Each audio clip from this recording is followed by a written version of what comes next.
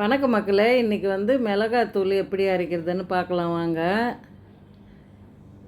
1 kilo மிளகாங்க, 1 kilo தனியா எடுத்துக்கினேன். நீங்கள் காரம் அதிகமாக சாப்பிட்றவங்கன்னா 1,4 கிலோ தனியா எடுத்துக்கோங்க, அதுதான் கரெக்டாக இருக்கும்.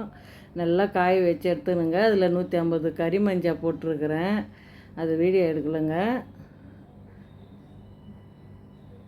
பூங்குல் அரிசி 100 கிராம் நல்லா பொரி அரிசி மாதிரி வறுத்து கொட்டிக்கோங்க. இதெல்லாம் தாங்க மிளகாத்தூளுக்கு டேஸ்ட்டாக இருக்கும். 1/4 கிலோ துவரம்பருப்பு.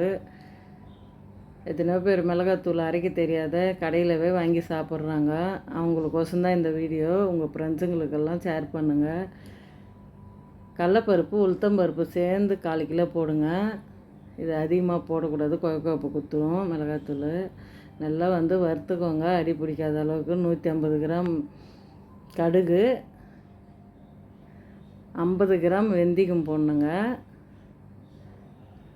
நல்லா வறுத்துக்கணும். எல்லாமே வறுத்தா 6 மாதம்னா கூட மிளகாத்தூள் கெட்டு போகாது இருக்குங்க.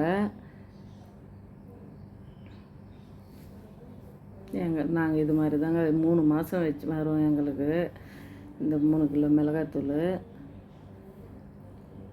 150 கிராம் மிளகு, 150 கிராம் சீரகம், இதுவும் வறுத்துக்கோங்க.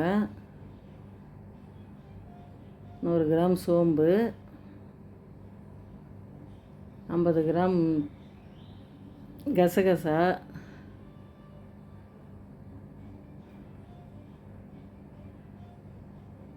இதே 1,4 கிலோ வந்துடுங்க. நாங்கள் மிஷினுக்கு கொடுத்தமைக்கும்போது இதை மட்டும் இந்த பருப்பு ஐட்டம்லாம் தனியாக கொடுப்போம். மிளகாய் தனியாக தனியாக கொடுத்துருவோங்க.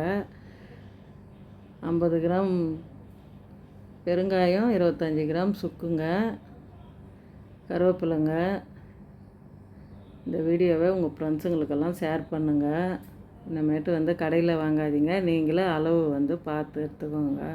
இந்த வீடியோ பிடிச்சிருந்தால் லைக் பண்ணுங்கள், ஷேர் பண்ணுங்கள், கமெண்ட் பண்ணுங்கள். மிளகாத்தூள் சூப்பர்.